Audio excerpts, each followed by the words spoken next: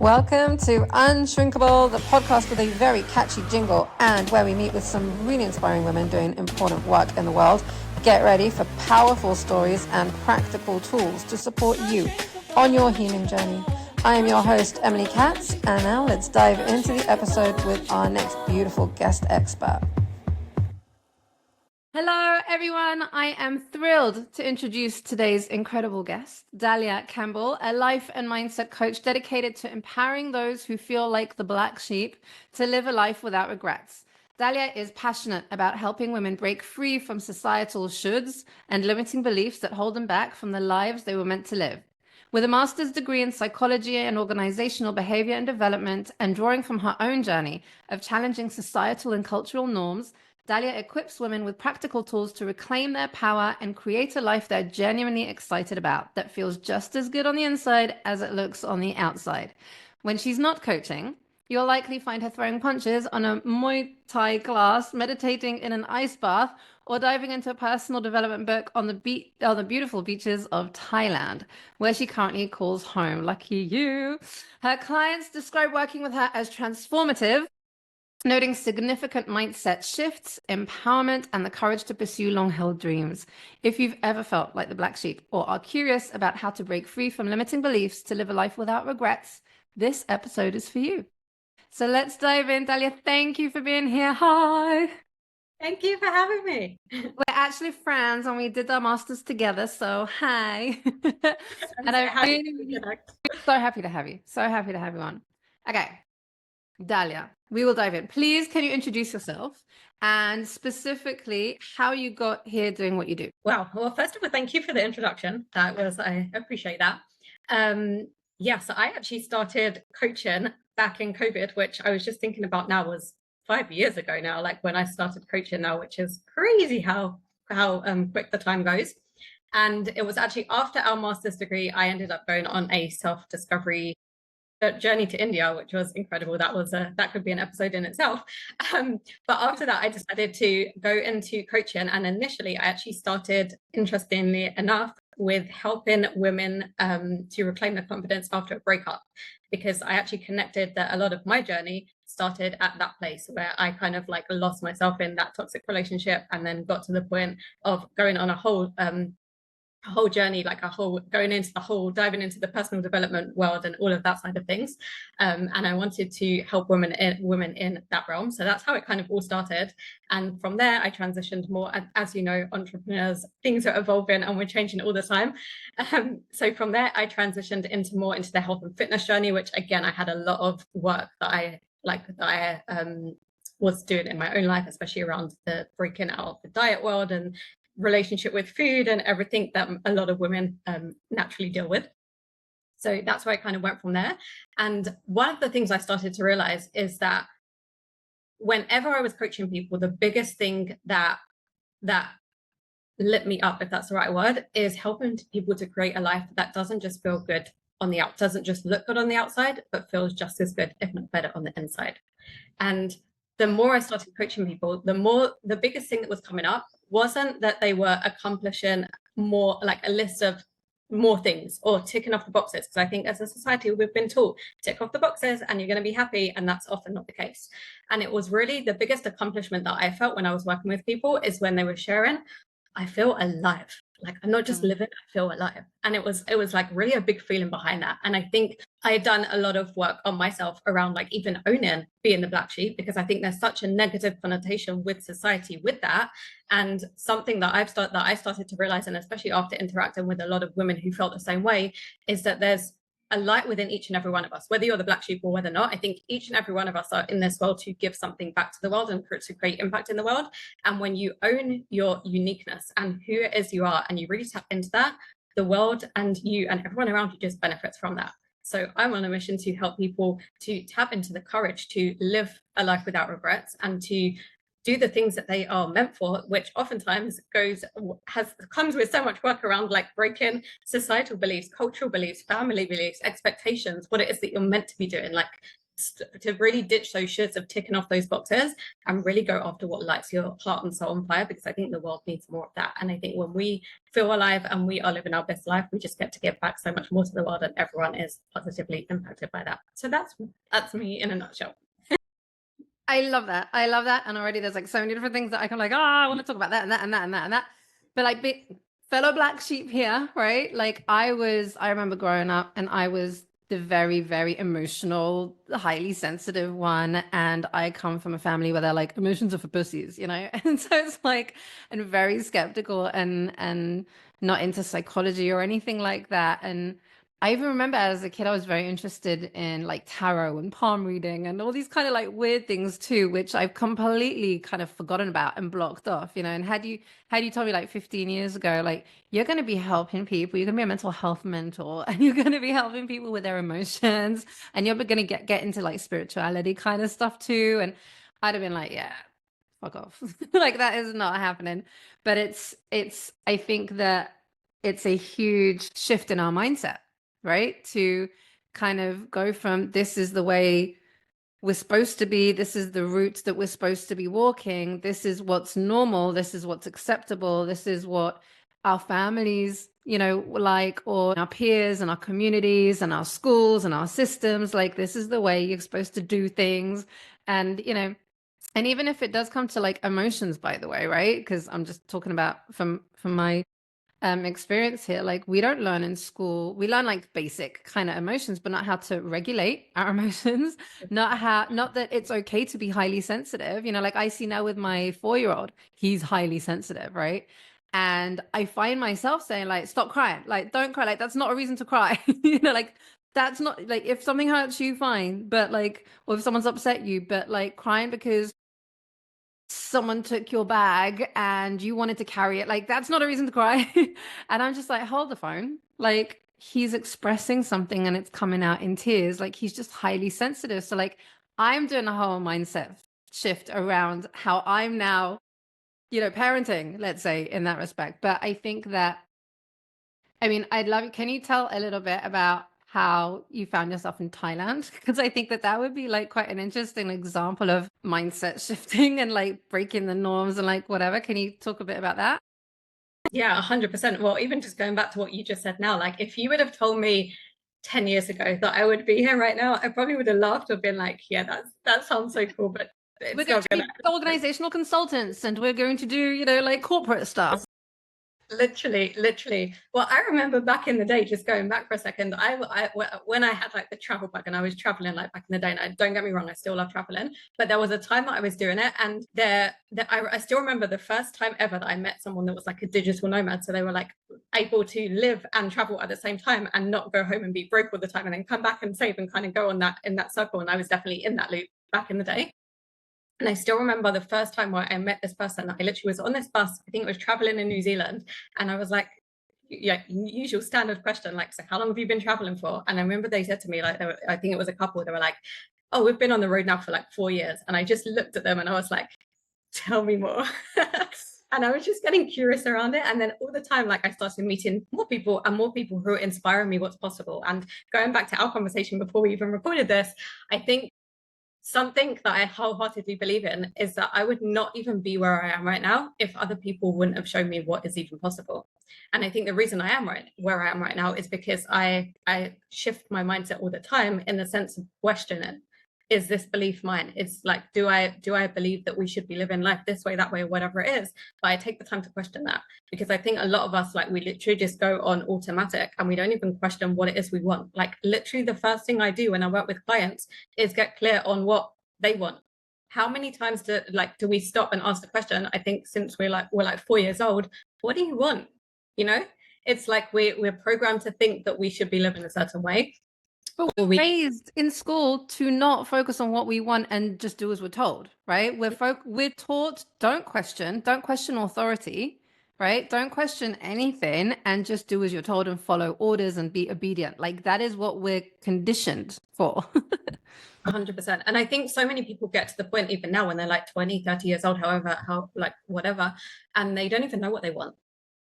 it's like, I don't know, or it's like we dream big. Like, what does that even look like anymore? So I literally, that's like one of the first things I start helping people with. And I think it really starts with even shifting the mindset of whose opinions are you listening to? Because so often we don't even realize that we're listening to so much information and consuming information from people who aren't even living the life that we want to be living. And we let that stop us from actually doing the things that we want to do. So there's so much work around that. But I think the biggest thing, like if I would put it into like a character trait, is that's allowed me to get to where I want is curiosity, like literally getting curious and questioning everything. One of my pillars, curiosity. Like, yes, 100%. Yes, yes, yes, yes. But wait, go on then. So how did you end up in Thailand? So yeah, sorry. I told you I might go on a tangent. Okay. How did I end up in Thailand? I was So I got to the point and I was like, I am done with traveling and going back and being broke and working again and traveling and being happy when I'm away and then like being in that circle. And I just decided like I want to create a life for myself where I am able to work remotely, travel at the same time, and do the things that light my soul on fire, and not just like for a short period of time. Like I want my life to be that way. So interestingly enough, I decided I was a digital nomad before I even had the job or income or anything to show for it. I literally booked how I ended up in Thailand. It was in the middle of COVID. Thailand was one of the only places that were open, but I was actually here before, like I was here at the beginning of COVID for like 6 months and I loved it here. And I knew it was time to get away and to get in a different place and to surround myself with the kind of life that I wanted to live.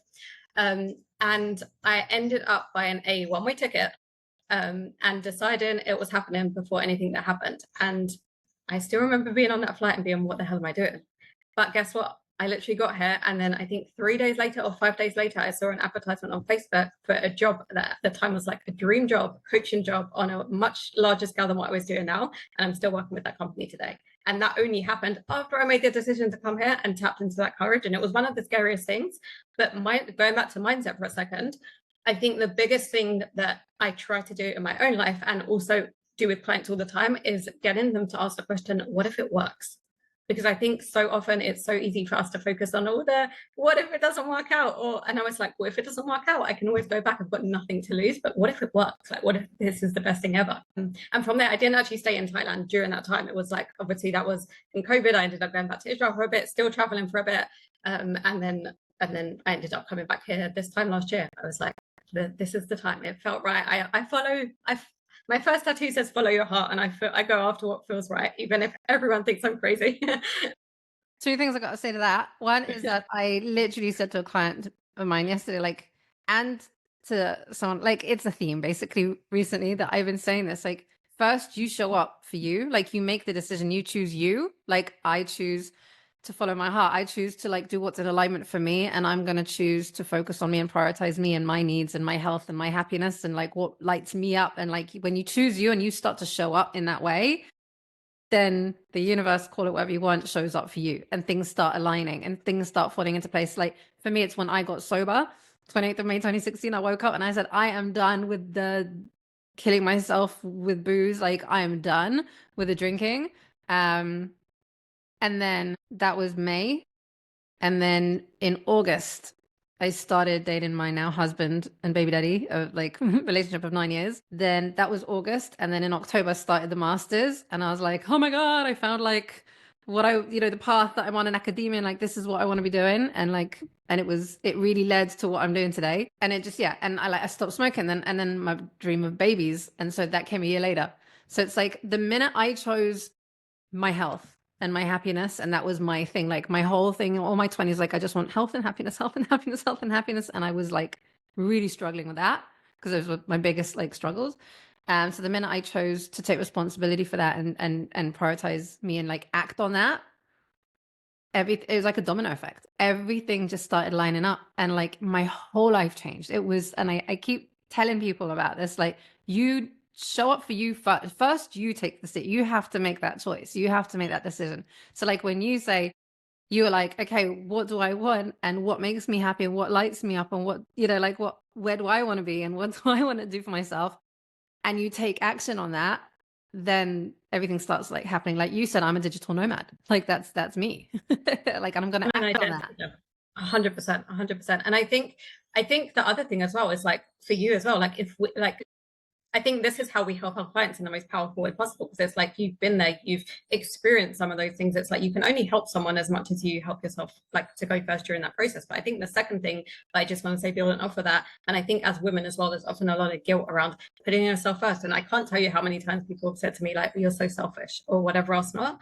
And it's like, well, it's actually selfish to not choose you first, because that's actually spilling into everything else.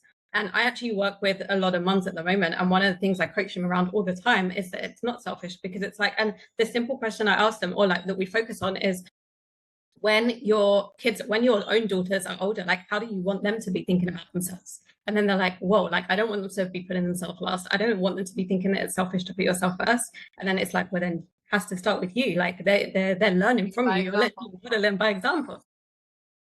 Building off that one then is that I also, first of all, my business, like, and my services, I used to call it self-ish. Like it was all about the self, right? And self-prioritization. But I say, like, if you want to do good in the world and you want to be there and you want to give and you want to, like, the people, former people pleasers and this and that, like you're a giver, you're a doer, you want to, like, like you want people to get the best of you, then you have to be pouring from a full cup, not an empty cup. And so it's like on the airplane, put the mask on yourself first, the oxygen mask, and then you can help others, because if you're passed out, you're going to be useless, right? And so that's my, like, angle that I take on it, is that first of all, look out for you and get your needs met so that you can then be the best you can be for the people that you love, and they get the best of you. They're not going to get an irritated, burnt out, resentful, bitter, like, angry, frustrated version of you. They're going to get the better version of you. Like they're like, I got my shit, Yeah, I've been in that place. Like I know, like if you're listening and you're like a classic people pleaser, I get it. Like it takes work, but it's that, like, I get it. I really do. And I think we're literally conditioned by society to be that way as well. And there is another way. So And by the way, people pleasing is also inherently kind of selfish, because you want the praise, you want the acceptance, you want the approval, you want the validation. Like that's why we people please. It's so that we don't make things uncomfortable, because then it's going to be very uncomfortable for us, or because we're afraid we're keeping ourselves safe and approved of, whatever. So that's anyway, like it's always going to be in our own interest. We're always trying to protect ourselves and keep ourselves safe. And like inherently we are selfish. It's just not a negative thing, but it's like, well, if this way isn't serving me, like it comes at such a big cost, and then I'm not showing up as my best self, and I'm getting sick, and I'm getting burnt out, and I'm getting this, and I'm getting that. Why don't I just do it in a way that's going to be better for everybody? Like it's just a kind of smarter way to do things, right? Like, but anyway. Oh, that was something else that you wanted to say. What were you saying before with the Thailand and the being inspired by others, seeing that you can be a digital nomad? So like I do feel that inspiration has a big impact on mindset shifting as well. Like for me, I think when I started, I also in COVID started like helping people, mentoring and consulting for people. But what led to me even signing up for the masters, right, was reading autobiographies. So I was and biographies. So I read about Elon Musk and how he had this like crazy idea of colonizing Mars, and how everyone laughed at him and thought he was crazy. But it gave me the permission slip to dream big, like reading his story, right? I mean, now he's whatever he is now, but at the time that gave me a permission slip to dream big. And I also was reading, like, I'm Lala, right? So I was reading her story, and I was reading all these really inspiring, powerful, lived experience kind of like journeys of people doing things that were not part of this, the status quo, fit in a box, the shoulds and whatever, this the conditioning. And that allowed me to dream big. I was like, okay, I want to make a difference in the world, and I want to change the world. So I'm going to go do a master's and learn how to solve big problems, right? And then when I was there, that led me to then solving these problems and like the inner world, because when we change our inner world, that affects the outer world, and so like it all kind of like led. And now I'm going to enroll for my PhD. So I'm still with the academics, but like kind of bringing in all these pieces together. So it all kind of aligns, because we're making choices in alignment with what we want and who we are, right? And going back to the inspiration piece for a second, like I think the biggest mindset shift that has shifted my life, like on a whole other level, is shifting jealousy to inspiration.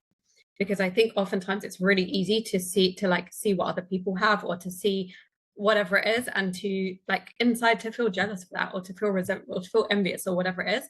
And I think when you shift that to inspiration, and you genuinely get inspired by if someone else has that, it's just possible for you as well. And learning from people and cutting your timeline together, I think everything really shifts from that place, from that genuine energy of like, wow, like just getting inspired, getting curious, versus like being, oh, I wish I had that, or you're so lucky, or whatever else. Not, it's like, no, like get curious, like learn and surround yourself more with that. And like, I think that's a big thing as well, like just mindset shift. I think Reframes are big. It's yeah, so powerful. But yeah, no, I saw somewhere like jealousy isn't a bad thing. It just means it's something that you want. It's like desire, right? yeah, So if yeah. you focus on the desire piece of it as opposed to the comparisonitis, right? Like they're like, oh, why not me? And you take it into like, oh, I'm so jealous. But like, okay, that means I really want something about that. Like, so like, how can I get closer to that? And yeah, 100%. I love that. Well, even with that as well, I think something that's so interesting that I've been like delving into lately as well is like when you're either resentful towards someone, or there's something you dislike about someone, it's like what part about you are you not expressing like to the world of that? Because there's oftentimes, if you look at someone else and there is like those negative feelings, it's like, well, there's just parts of you that you actually envy about them that they're expressing, and they have the courage to do that you aren't, and you haven't tapped into that yet. So that's also just a really interesting shift. So By the way, yes, like when I get triggered, right? Like someone, yeah, that's the word. like even someone online, the coaches, and they talk about money, money, money, make money, and and I'm like, I get so triggered by it because I'm just like, oh, I just, But then I'm like, so that invites curiosity. Like, why? Why does that trigger me? What wounds are going on there? What is like asking to be addressed? Because if I'm having an emotionally reactive response to someone, even if it's a negative one, that means there's something going on there for me, and I can make sense of it, because you don't want to be getting triggered all the time. But it's like, I think triggers are teachers. So it's like whenever you get triggered by 100%. something. Yeah, and it's just pointing to like what is unhealed within you as well, like what can you still work on? So 100%. I love that. Okay, so hold on. So you said that you're working for this company. You're working for a company then. Okay, so tell us a little bit about like your work and what it looks like. Like what would a session with you look like? Like what is it that you do? What kind of tools or modalities or whatever? So the company it's twofold. The company that I work for is health and fitness related. So I help women with that side of things. But it definitely spirals into relationships and career and other things as well, because everything is very holistic and connected. It always is. And what I do, like in my own path, in my own realm as well, is essentially what I call the Pink Sheep Society. So I help the Black Sheep to have the courage to live a life without regrets. And it's a society called the Pink Sheep. And the reason it's called Pink Sheep is because what I was going into earlier in terms of like that everyone has their light and everyone has their uniqueness. And I really think that the Black Sheep has a negative connotation. And I'm kind of on a secret mission not so secret, but on a mission to change that as well. Because I think when people own who they are and they tap into that and they share their light with the world and they share their positivity and their uniqueness, everyone like you're living your best life, and like we said before, everyone gets to benefit from that.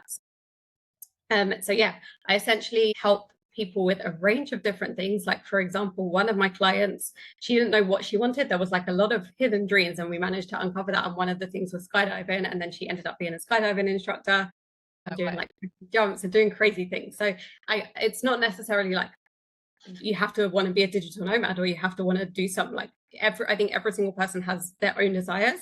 And the way I look at it, I'm like, for me, for example, the way I describe it, I'm like, if there's people out there who their desire is to literally have a yacht and sail around the world, for example, that would never be in my realm of possibilities, because I literally get seasick. So it wouldn't even cross my mind. That would be my worst nightmare. So the point is, like, if something is inside, if there's a little voice inside of you, if there's some dream in there and maybe you haven't expressed it yet, or maybe it's like scary to even tap into that, my point is that if you desire something, it is meant to be lived, and it's just about creating the path to get there. And it's yours. That to my client yesterday too, the exact same thing. I saw it in a post and I was like, this is meant for you. Look, like if you want it and you dream it, then it's meant for you, because it's very personal what we want. If it's in your mind and it's like it's there, it's in your heart, it's in your soul, and it's about going after it. That's how I say it. Yeah. Oh my God, I love that. We're so aligned. I love that. It's such a good feeling. I had a former client of mine, and she was incredible singer. right? She actually sings my jingle on the episode. She's one of the singers. Incredible. And she was in a 9 to 5 corporate job and just unhappy and whatever. And then by the end of my program, she was learning to be a coach, learning to be a yoga teacher, and getting paid gigs singing. Like she wasn't singing in public before, it was just karaoke, right? And then she's getting paid gigs singing now. And just like being able to, and she obviously left the 9 to 5, and actually she's in Thailand now too. So I'm gonna pick you guys up. But it's such a good feeling when you see how people start to kind of like open up to the possibilities, right? And I do find like just kind of digging a bit in this idea of the mindset shifts, like what holds us back, right? Like it's not just self-sabotaging behaviors or self-limiting beliefs in a way. Sometimes it can be like actual traumas or wounds or experiences that, and fears, right? Like I had a client and very afraid to take a step, putting themselves like out there with their work and with their creations and things. And so they're really struggling with procrastination, but it was really rooted in anxiety. Like there was an anxiety there. And then like when we were digging and exploring what the root was of that anxiety, what those fears were, it's really interesting to see like things that you never even like think of, it was an experience in childhood, age like 5 in school or whatever, but something there was holding them back. And that's where this fear seed was planted, and it grew and grew and grew and grew and grew and grew. And like all the different reinforcements of that belief, that kind of that wound, or that even a self-limiting belief, like this is something I shouldn't do and I can't do and I won't do. And it just grows and grows and grows because our mind kind of seeks evidence for to reinforce what it believes, right? However wrong that belief may be, but we internalized it early on. And so we don't even think about like where it originates, right? And then you find yourself in adulthood and you're like, I want to do this, but I'm stopping myself and I don't know why. And it's so frustrating. And so sometimes you have to really kind of dig deep and figure out where that originates. And that's part of like the process that I do. And I have a feeling you probably do a similar thing where like you kind of get to the root and then you figure it out. And then when you see, like when you can, I find that curiosity really is one of the pillars, because then you can see the conditioning, you can see where it originates, you can see the root, and then it's like, oh, it just changed something. It like flips a switch in your mind and in your mindset, saying like, but that's not actually true, or that's not true anymore, or that wasn't even mine to begin with. I just internalized it from someone else, like, and you see when you're able to like connect all those dots, then you're able to shift things and look at things differently and behave in different ways and believe different things, right? So like I think that a mindset, we're talking about mindset, there's all these different ways and angles to kind of get it and approach it and get in there and kind of change it. But it's like, how do I change my mindset? This is the way I am, and it's like, it's the way you are right now, but it doesn't have to stay that way. And there's a way to kind of attack it and kind of see like how to reprogram. We can reprogram. That's what my PhD is going to be about, reprogramming, right? Like, neuroplasticity is a thing. We can change how those dots are connected, 100 million%, 100 million%.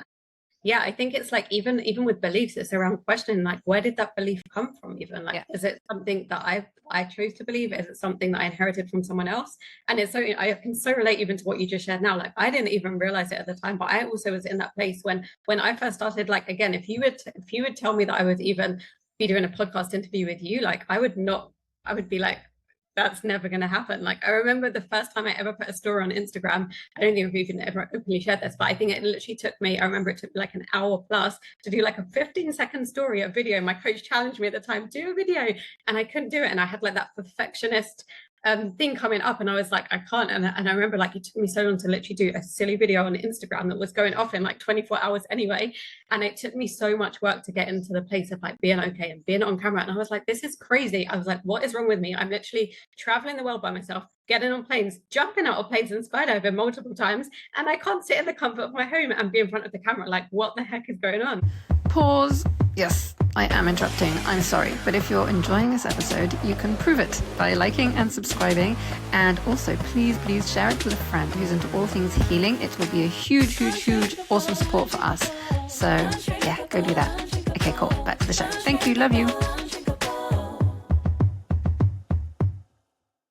And it was only when I started doing that work as well, and I realized like I didn't even think about it because you don't have those conscious connections. But I remember there was like a time in school, like back in the day, and I read something out in class and someone started to laugh. And like I connected that to someone's laughing at me, and probably in my mind, like again, I was young. I don't again remember those conscious connections, but someone's laughing, don't like use your like you kind of have that connection. If you use your voice, if you say things out loud, someone's gonna laugh, or you're gonna be whatever else not. So it's interesting how like you then as you get older, you start to, or as you grow up, you start to reinforce that. And then it creates all of these things. And then you get to actually start to express yourself in a like, what is going on and what is getting in the way. And it's only when you do that digging and you start to question those beliefs and like, where did they come from? Where did this start? And all of these things that you're like, whoa, and you can start healing that. And then things can shift from that place very rapidly as well. You know what, like this is the work that we do. So for us, it might even feel like I'm just thinking like this might feel a bit easier to do or a bit more natural to do now, you know, because like it's something that we're constantly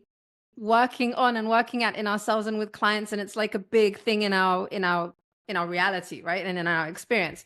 But I'm thinking just for a minute about people who are starting self-development work or starting self-healing, and like even that mindset shift of not, I don't know if it's from a fixed mindset to a growth mindset, because I do think that's like a prerequisite in a way for real change, right? Like you have to go from fixed, like this is just the way it is, to, oh, maybe there could be other ways of doing things and seeing things and thinking about things, right?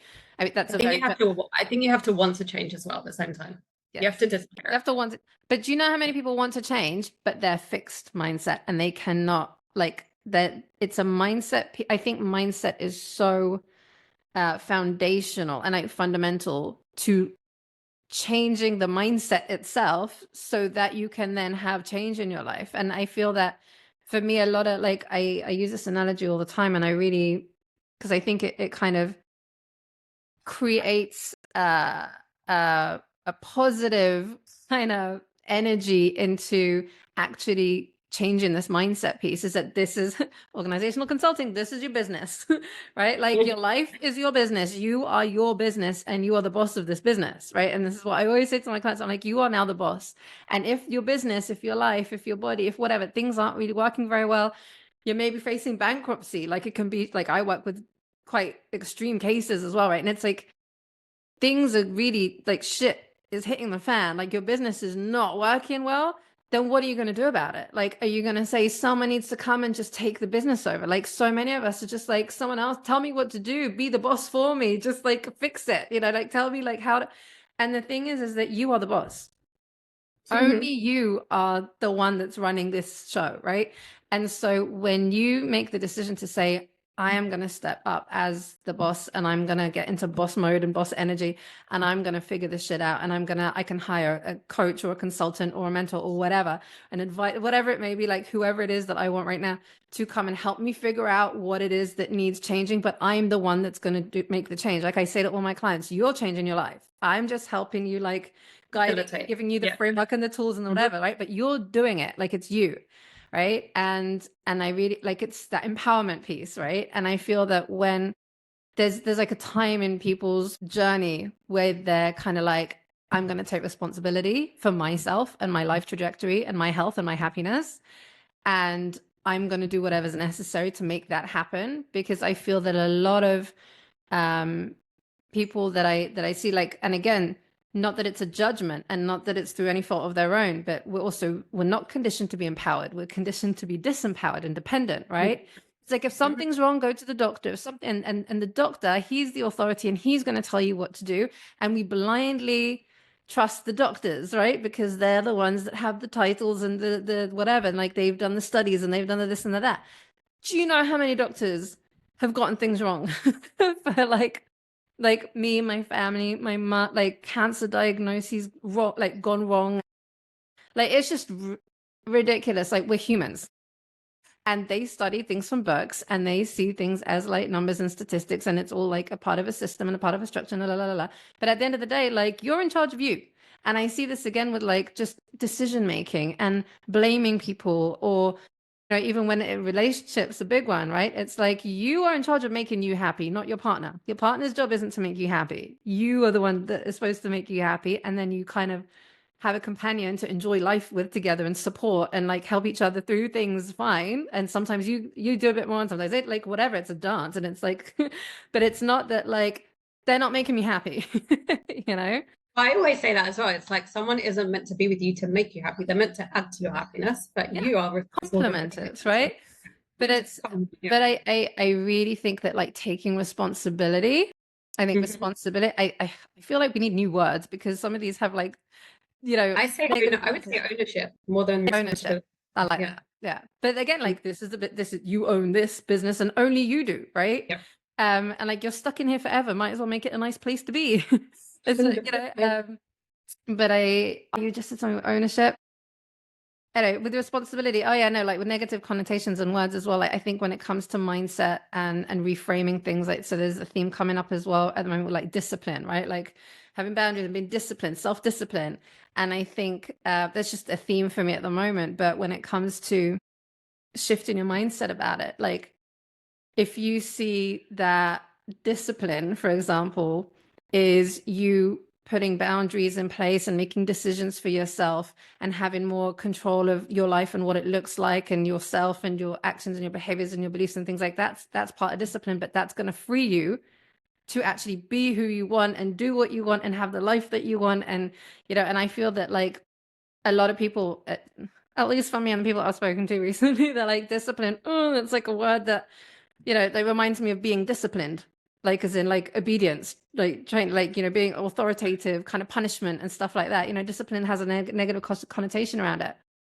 And you hear all the, like, I don't know on social media if you hear it, but it's like discipline and you got to discipline yourself and you got to do the things and you got to hustle and you got to work. But when you shift your mindset around what discipline actually means and looks like and what it actually then leads to, then I think sometimes reframing can really help with mindset is basically what I'm trying to say. Um, Reframing the way we look at things and perceive things, I think goes a long way in helping us shift our mindset around stuff like money mindset. Like so many people have preconceived beliefs around money, like money's evil, money's the root of all evil, money's bad, and rich people are greedy and la la la. But if you look at our conditioning and where that all came from, every Disney movie, the bad guy is usually the rich guy, like Cruella de Vil and just comes to mind and things like that. But I think that there's so much good that's also come out of money, and money in and of itself is just a token of exchange. It's not inherently, like, it doesn't have any value in and of itself. We've decided to give it value, but it's just quite neutral actually, and it could do good and bad depending on the hands that it's in, right? And so when you like look at things differently and you kind of reframe things, I think that it helps with the mindset. Yes, I went on a tangent there. 100 million% though. I agree with everything you said there as well. And I think when we redefine what certain things mean for us, a lot can shift as well. I think the language we use is really powerful. The words that we use have a lot of power to them. Like for me, if I'm on a call with a client and they'll tell me like, I'll try or whatever it is, it's like, no, like there's a big difference between energetically between I hope to do something, I'll try to do it versus I'm making it happen because I'm making the decision that it's going to happen and I'm actually going to carve out time to get it done.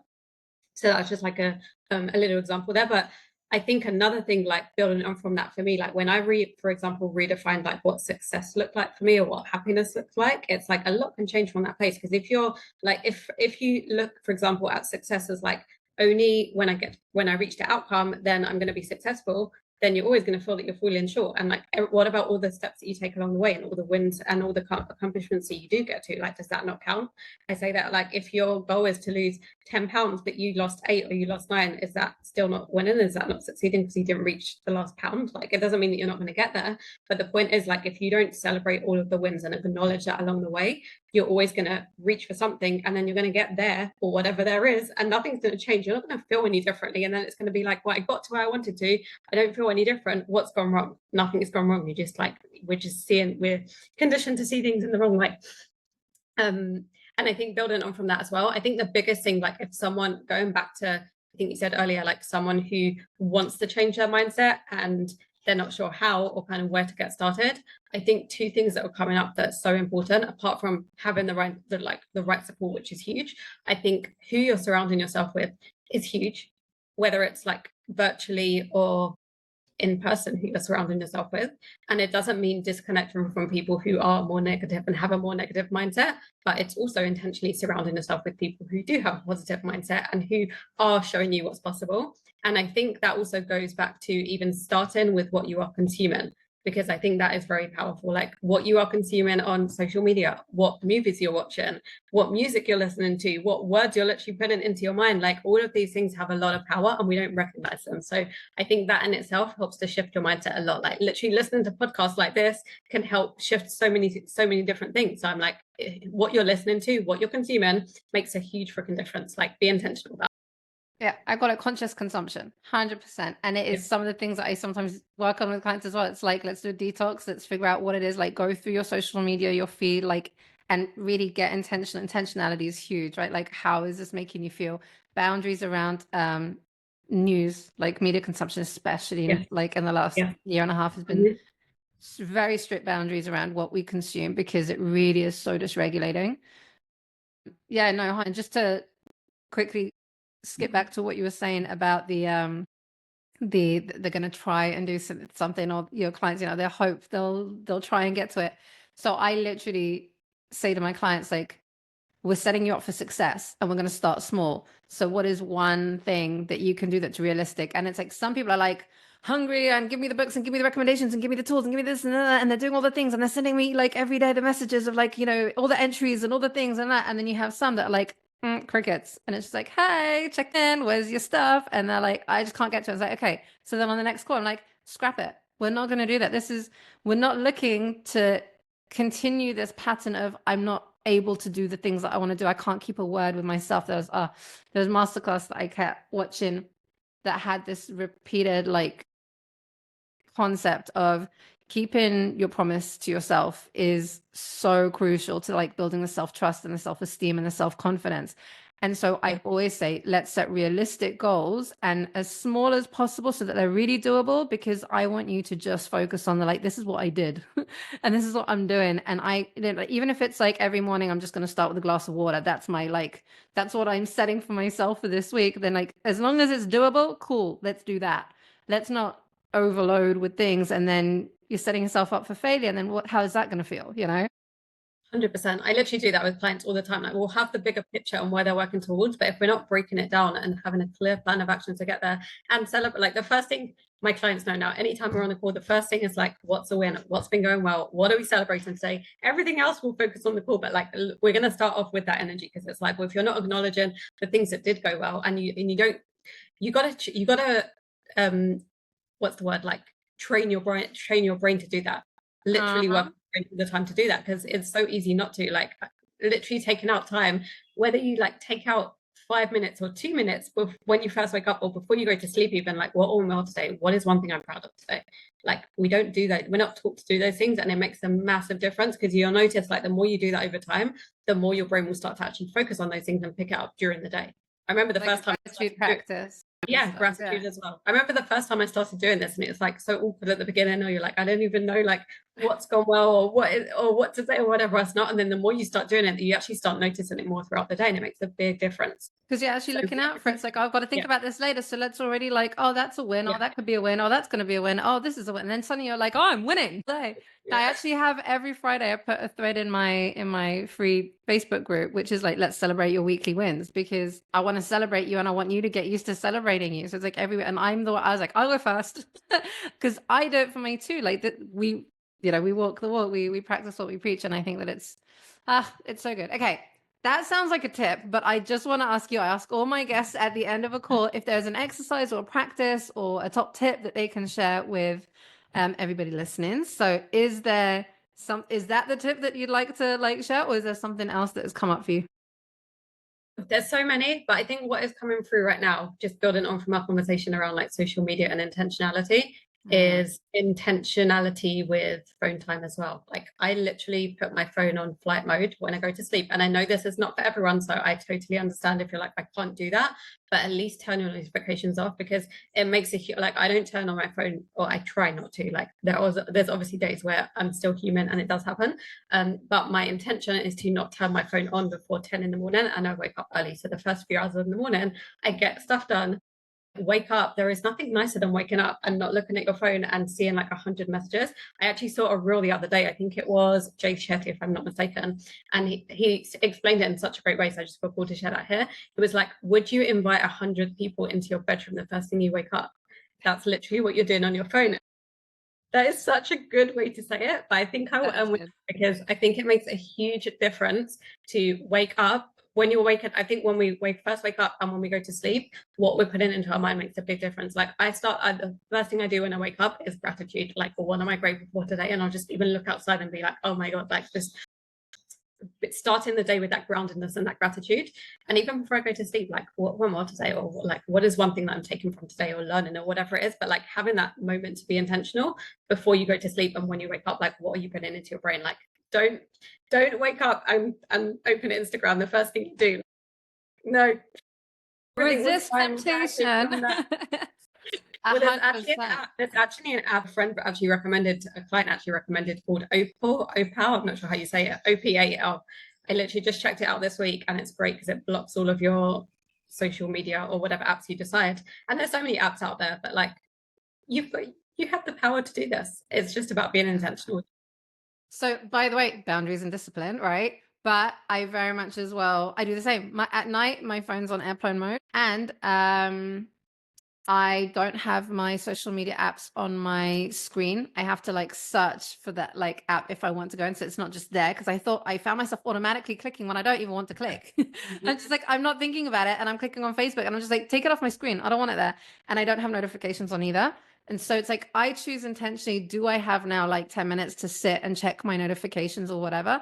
And I also only consciously consume content that inspires me and energizes me or teaches me something, educates me. Like I'm very, very intentional about that. I love your until 10 a.m. I wish I could do that, but I have to look at my schedule in the morning because I've got children and ADD, I think. And it's like, if I don't look at my schedule, then I will miss things. I will forget things like parent teacher meetings at 8:30 in the morning. So even the first half an hour when you're waking up makes a difference. So the first thing I do in the morning is my future self journaling, which includes a gratitude practice and like getting kind of in the zone. Like, what am I focusing on today? Shifting, like all those things, awesome prompts. And what I've actually started doing very recently, I saw it somewhere, is to try and actually before I even like open my eyes, when I'm like waking up and before I even pick up my phone, it's to try and just visualize when I'm still in that like kind of half asleep state of the desire, tapping into like what it is that I want, what it is that I'm working towards, what is for me, like what is mine, getting in alignment, trying to really practice, like really build on that muscle of desire. Because it is like, just to kind of wrap this up and conclude it, and because like it is so influenced by other people and what we're seeing and what we're consuming and all the people around us. And so often I'm really finding myself realizing like, I don't know if I actually want that though. Like, I feel like I should want that, or I meant to want that. And I don't even know if I do want that. Like, what do I really want, And so that's just like a practice that I'm doing in the morning before I even open my eyes, is like, just tap into the desire piece. Cause we're also conditioned not to desire, specifically women. Like, by the way, I read about it somewhere, that like we're taught as girls not to say, I want. You'll see like men, they'll be like, I want this and I want that and no. And I think we feel that we need a reason for it more, and you don't need a reason to go after. Like if you have desire, you can just go after it without a reason. I think that's a big one as well. one of the favorite phrases in one of the tarot cards is allowing yourself the extravagance of desire, because it does feel very extravagant to desire something. Like I actually want like time freedom. I actually want financial freedom.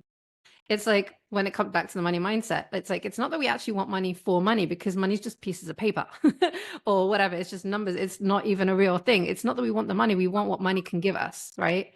And so what is that? And tap into that and like the feeling of it. Right. And so there's a whole bunch of stuff that I've been like, I'm always researching this stuff and looking for the next tools and the next things. But I think that is such an awesome, like, foundational tip to get you started, to focus, like, just the intentionality will really help you focus on you and not get like pulled in all these different directions, right? Which is what society kind of has. It's like attention on this and attention on that and attention on this. Like, no, attention here. But I think just building on from that, the only other thing I would say in terms of the mindset shift to kind of like tip wise as well is I think sometimes the best way to help us is actually by helping someone else. And the reason I'm saying that as well is because if you in like, and this is kind of like tip what I would kind of leave you with, two things are actually coming up is number one, if I am ever in my own head and like in a negative spiral, I'm always like, what can I like, how can I help someone else today? Or what can I do today? Or if I'm ever in a bad mood and I just hop on a call with a client, like I literally shift moods. And it's literally not because of anything crazy. It's I'm literally helping someone else and we're there with their life. And it just changes everything. So I always say, like, if you are not in the best place or not having a great day, literally ask yourself, like, who can I help today? Or what can I give someone today? And that in itself will shift everything. And the other thing is, like, if you are going after big things as well, naturally self-doubt will kick in. Naturally, you're going to have other people's opinions there and all of these things. But I think the biggest thing, mindset shift, that I would invite you to ask yourself is, what if it works? Literally that question. Because sometimes our mind literally goes to all of the bad things and the worst case scenario. What if it doesn't work? And it's like literally just get grounded every single day. And what if it works? And see what happens from that place. By the way, the what if it works piece, that can be triggering in and of itself, thinking, what if it does work? Oh shit. Like then the fear of success is a real thing, right? And then you get to 100%. explore and dig, where does that originate, right? And like, etc. It's a whole, like, yes. This is literally what I do. But that was in a nutshell. Exactly. No, I love that. I love that. Absolutely amazing. I feel like we could continue. There's like things that I want to say to what you just said, but it's fun. I'm going to stop myself because I think this is awesome. And thank you. And you're amazing. Thank you for sharing your wisdom and your time with us today. Big thank you as well to everybody listening in. I hope you found our conversation as inspiring and enlightening and helpful as I did.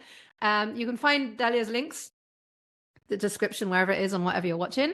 If you enjoyed this episode, please subscribe, rate, and review the podcast on your favorite platform. Your support helps us reach more listeners and hopefully make a bigger impact. And we'd also love to hear from you. What was your biggest takeaway from today? I think both of us are really interested to hear like what really like stuck out for you. Stay curious, stay informed, and stay tuned for more episodes coming your way. Dalia, thank you again. Thank you. Thank you. And that's a wrap. So yay, thank you for listening all the way through. I'm going to assume that means you liked it. So if you haven't yet, please go and hit the like and subscribe buttons. And don't forget to share this with someone who is into healing. And come and say hi on our socials. We really, really would love to connect with you. The link's in the description below. And I'll catch you on the next episode.